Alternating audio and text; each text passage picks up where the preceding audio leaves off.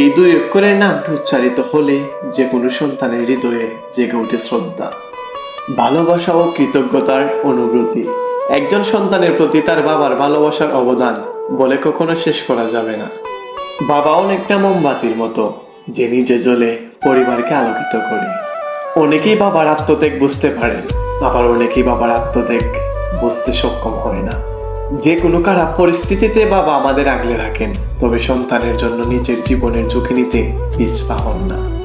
বাবার বাহিরের রূপটা যতটা শক্ত, ভিতরের রূপটা তার থেকেও বেশি নরম। বাবা মানে সব অন্ধকারের আলো দূর করে ভোরের আলো দেখা। ভালোবাসি না বলেও যিনি নিঃস্বার্থভাবে সারা জীবন ভালোবাসে আগলে রাখেন, তিনি হলেন বাবা। বাবা আমাদের বট বৃক্ষের মতো ছায়া দিয়ে থাকেন, যার কারণে সূর্যের তাপ আমাদের ছুঁতে পারে না। দুনিয়ার সবকিছু বদলাতে পারে, তবে বাবার ভালোবাসা কখনো বদলাতে পারে না। বাবা মানে শত শাসন সত্ত্বেও এক নিবিড় ভালোবাসা। একজন বাবা যতই রেগে যান না কেন, তিনি সন্তানের ভুল হৃদয় থেকে ক্ষমা করে দেন। আপনি নিজে পাল্টাতে পারেন, তবে আপনার বাবার ভালোবাসা কখনোই পাল্টাবে না।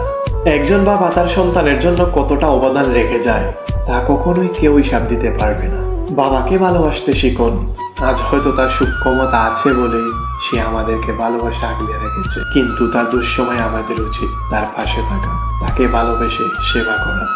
কারণ কোনো পুরুষ যদি তোমাকে স্বার্থ ছাড়া ভালোবাসে, সে হচ্ছে একমাত্র তোমার বাবা।